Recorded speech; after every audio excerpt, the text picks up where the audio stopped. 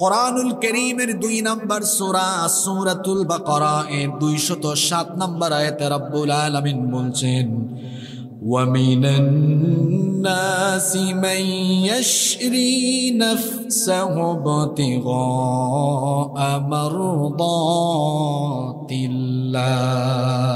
ওয়াল্লাহু রাউফুম বিল ইবাদ।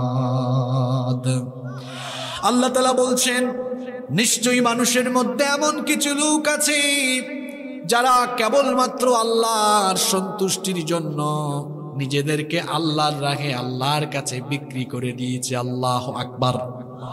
আল্লাহ তাআলা বলছেন, এমন কিছু মানুষ আছে যারা আল্লাহর সন্তুষ্টির জন্য নিজেকে বিক্রি করে দিয়েছে। যার কাছে গলার আওয়াজ বড় করে বলেন, তিনি কি?